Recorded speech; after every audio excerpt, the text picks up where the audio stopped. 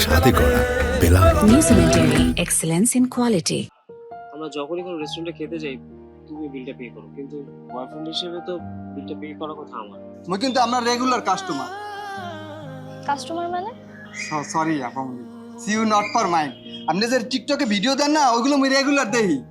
আর সকাল থেকে তোর আব্বার শরীরটা খুব খারাপ, মন খারাপ। আমার কোনো আচরণে যদি আপনারা কষ্ট হয়ে থাকেন তাহলে আমাকে মাফ করে দেবেন। কখনো সম্পর্ক ভাঙে, কখনো গড়ে,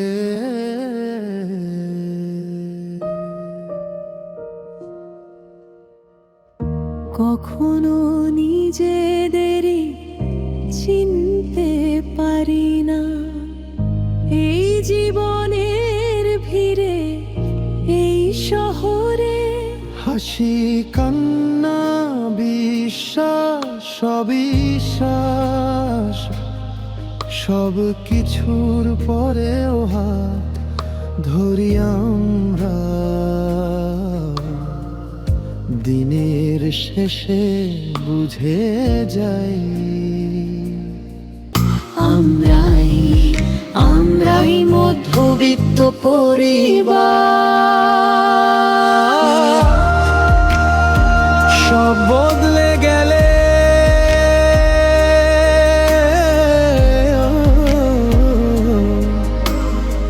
থেকে যায়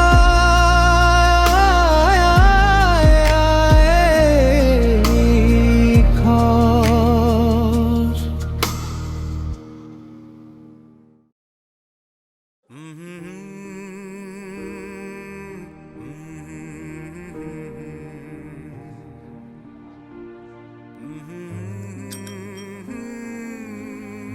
এই যে রাখো রাখো রাখো এখানে রাখো রাখো রাখো।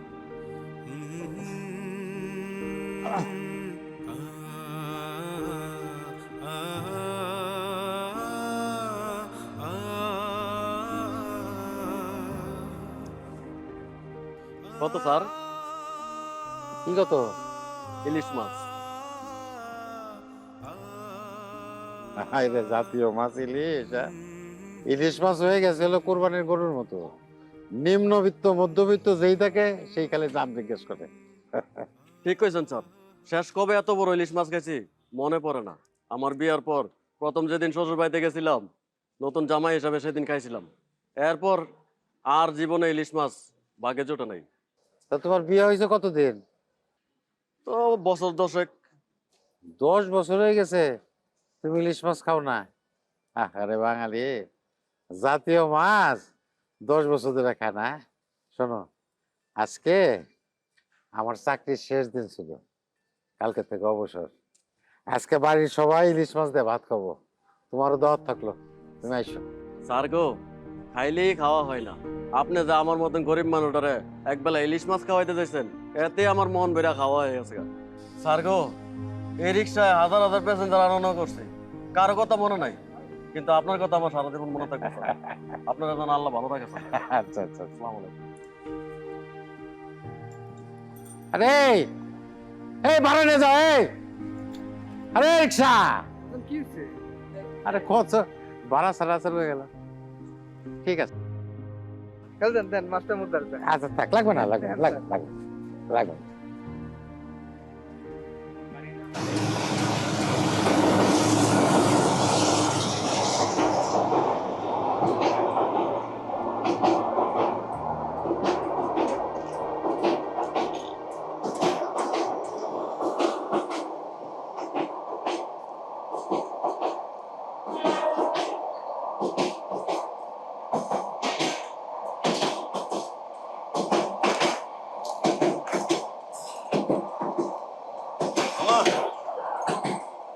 কত কালেকশনের কি খবর?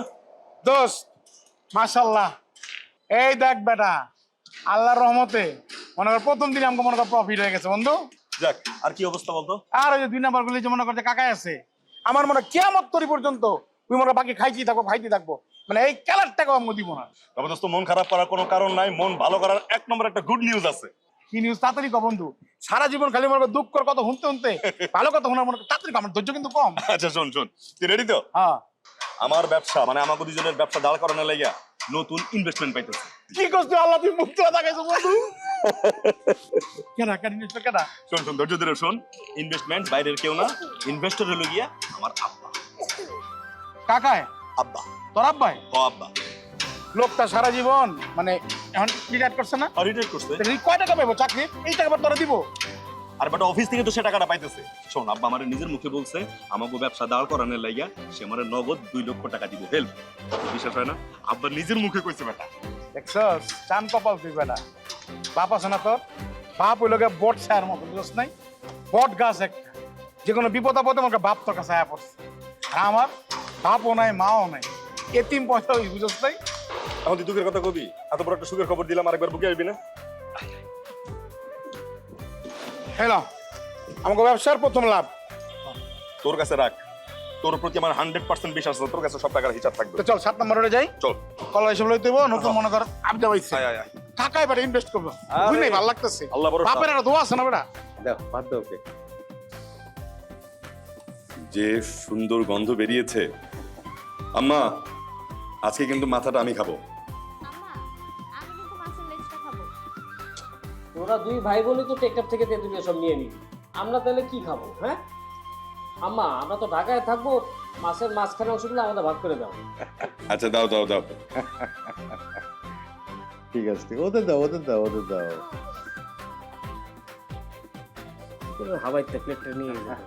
এই তোর লেজ কই? তোর লেজ নাই। আচ্ছা যা সান্ত্বনা পুরস্কার। আবির মা অসাধারণ রান্না হচ্ছে।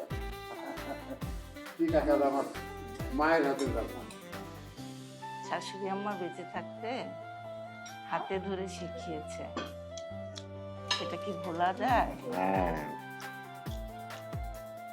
শোনো, তুমি তোমার মেয়েদের আর বৌমাদের এই রান্নাটা শিখে দেবে, তা না হলে আমাদের যে পরবর্তী প্রজন্ম ওরা কিন্তু এই রান্না মিস করবে। একদম ঠিক কথা।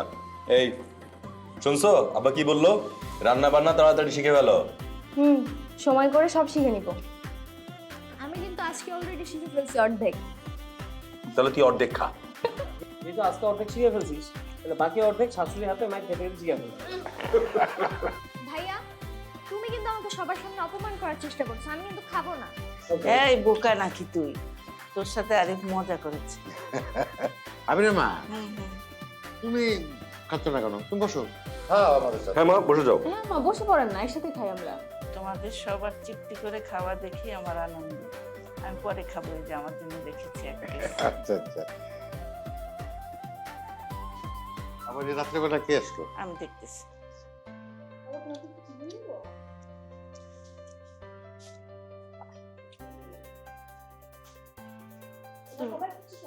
তুমি নাকি দাওয়াত করছো? দাওয়াত কাকে? এক রিক্সাওয়ালা বললো সে দাওয়াত প্রাপ্ত রিক্সাওয়ালা। তাই নাকি? তাও তত্ত্ব রিক্সাওয়ালা, ব্যাপারটা খুব ইন্টারেস্টিং। ও হ্যাঁ হ্যাঁ হ্যাঁ হ্যাঁ হ্যাঁ হ্যাঁ, একজনকে দাওয়াত করেছিলাম আমি, আসছে। হ্যাঁ ডাকো ডাকো ডাকো ডাকো।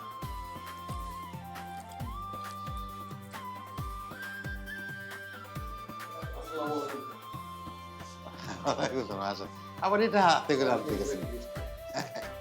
ঠিক আছে, রাখ করতে রাখ। ওনাকে বসতে দাও, ওনাকে বসতে দাও। বসুন বসুন। মাছ দাও তুলে, ওনাকে মাছ দাও। হ্যাঁ খান ভাই, খান ভাই।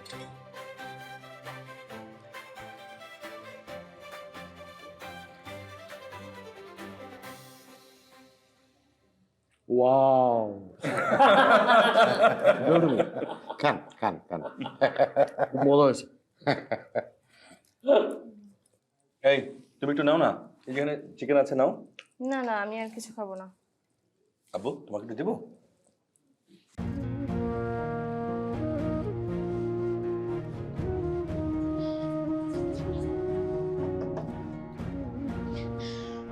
তুমি খাওয়া দাওয়া করে এত রাতে কই গেছিলা? তোকে ভাবে ফ্রেন্ড আসছিল ওর সঙ্গে দেখা করতে গেছি। তুমি জানো কি হইছে? কি হয়েছে? বাবা তো অসুস্থ হয়ে পড়ছে। অসুস্থ মানে? আব্বা! আরে তুমি কই ডাকাডাকি করতেছো? বাবাই নিয়ে সবাই হাসপাতালে গেছে, তুমি তাড়াতাড়ি যাও। কি হয় আমাকে ফোন করে জানিও।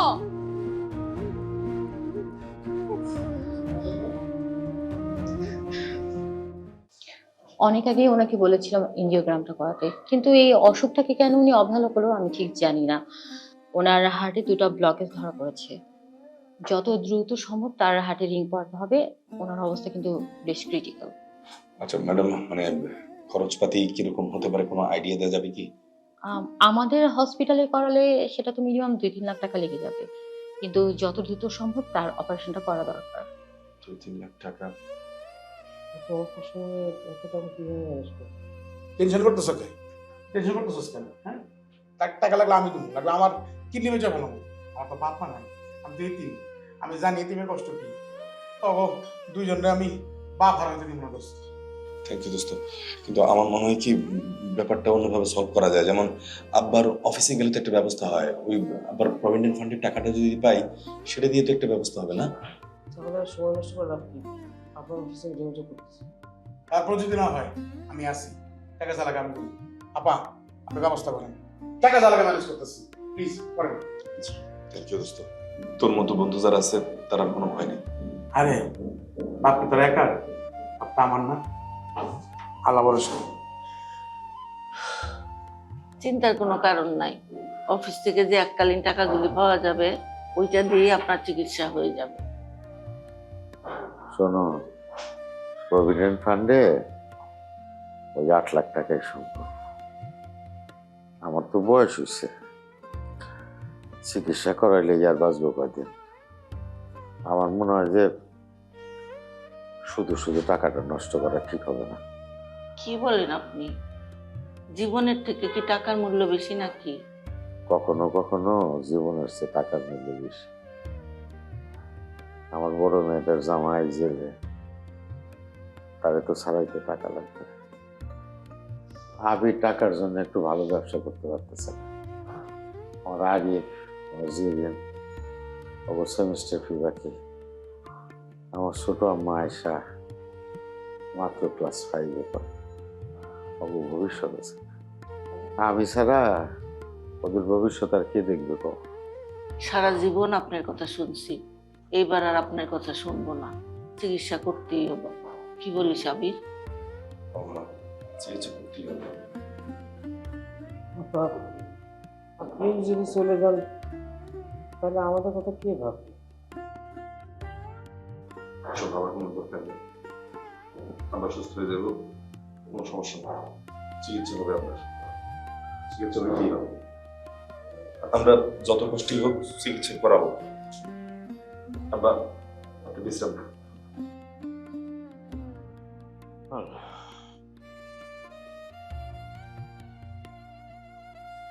চিকিৎসার পিছনে সব টাকা খরচ হয়ে গেলে পরিবার নিয়ে আরো বড় বিপদে পড়তে হবে। না, আমাকে এখনই হাসপাতাল থেকে পালাতে হবে। নিজে বাঁচতে গেলে পরিবারটাকে বাঁচাতে পারবো না। এখনই পালাইতে হবে আমাকে।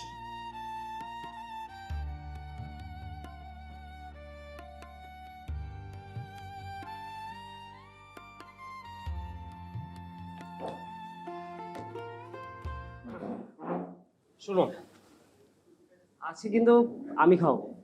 আচ্ছা তুমি খাওয়াবা কেন? আজ কোনো বিশেষ দিন? কোনো স্পেশাল ডে না, কিন্তু চিন্তা করে দেখলাম যে বিয়ের পর তো তোমাকে খাওয়াইতে হবে, তাই বিয়ের আগে থেকে প্র্যাকটিসটা শুরু করে নিলাম। ওকে, তো ডাক দাও, কি অর্ডার দিবে দাও। Excuse me.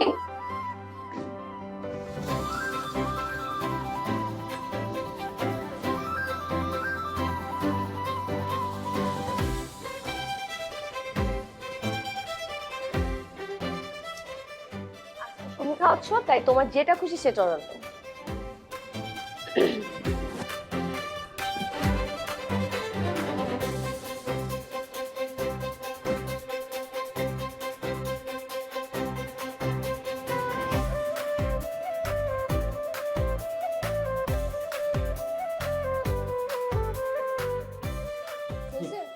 হ্যাঁ, এত কিছু অর্ডার দিতে ইচ্ছে করতেছে কিন্তু এত তো খাইতে পারবা না। তাইলে এটাই দেই না, তুমি না খাইতে পারলে আমি খাই ফেলাম। দাও। এটা দেন।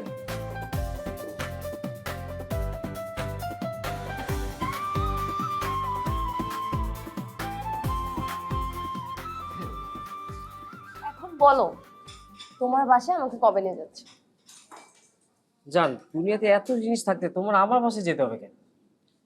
তাছাড়া আমাদের মতো মিডল ক্লাস ফ্যামিলিরা যদি বাসায় মেয়ে নিয়ে যায়, কপালে অন্য বিপদ আছে। কি আশ্চর্য, আমি কি খালি বাসায় যেতে চাচ্ছি নাকি যে কোনো বিপদ হবে? আমি যেতে যাচ্ছি তোমার ফ্যামিলির সাথে, আমাকে পরিচয় করে দেবা, আঙ্কেল আন্টির সাথে পরিচয় করে দেবা। এখন বলো কবে নিয়ে যাবা? কি আশ্চর্য, বাঙালি মেয়েরা তো বয়ফ্রেন্ডকে প্রেশার দেয় তার বাবার সাথে দেখা করানোর জন্য। তুমি উল্টা আমাকে প্রেশার দিচ্ছ আমার বাবা মার সাথে দেখা করবা। ব্যাপারটা সিনেমা থেকেও সিনেমাটিক হয়ে যাচ্ছে না? দেখবা এরকম একদিন সিনেমাটিক হয়ে আমি তোমার বাসায় হাজির হয়ে যাবো। আর সেদিন আমার বাবা মাকে পিটাতে পিটাতে বাসা থেকে বের করে দিবে। দোস্ত তোরা এখানে? কি ব্যাপার তুই এখানে? দোস্ত ক্ষুধা লাগছে, খাইতে আসছি। আরে লিজা, কি অবস্থা? ভালো। হ্যাঁ, বস না। বয় না এখানে বয়।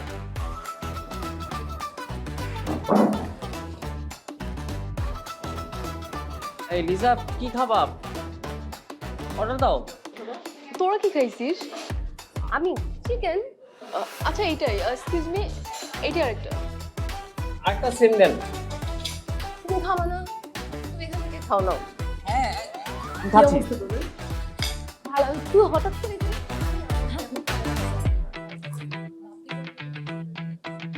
ভালো করছো।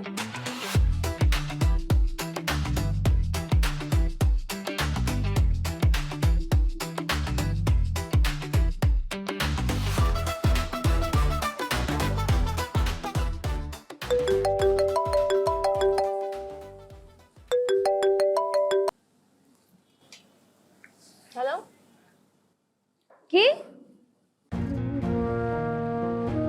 মানে? কখন, কিভাবে, কোন হাসপাতালে? আচ্ছা আচ্ছা, আমি এখনই আসতেছি। হসপিটাল মানে? আরে আমার কাজিন অ্যাক্সিডেন্ট করছে, খুব সিরিয়াস অবস্থা, আমার না এখনই যেতে হবে। চল আমি সাবধানে যাও। হ্যাঁ, আমি আসছি। চল চল তাড়াতাড়ি চল।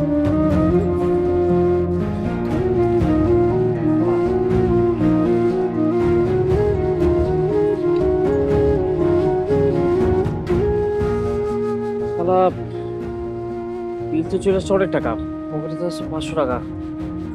কি করি? আচ্ছা দাঁড়া, দোস্ত প্লিজ তুই আমরা বাঁচা। আরে গার্লফ্রেন্ড নিয়ে খাইতে আসছিলাম, বিল হওয়ার কথা ছিল 500 টাকা, কিন্তু বিল হয়েছে তো 800 টাকা।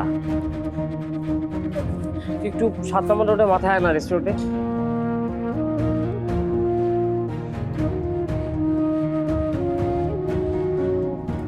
আচ্ছা রাখ, ফোন রাখ।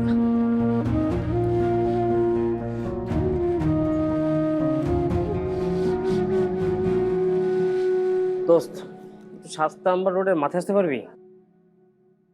আমি একটা ঝামেলায় পড়ছি, আমার 250 টাকা খুব এমার্জেন্সি দরকার। তুই একটু আইসি, একটু বিপদ থেকে উদ্ধার কর না।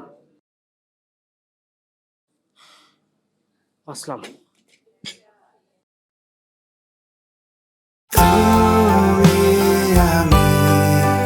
Real chocolatey স্বাদে Bellamy Digestive Chocolate Biscuit. Taste the magic, feel the connection.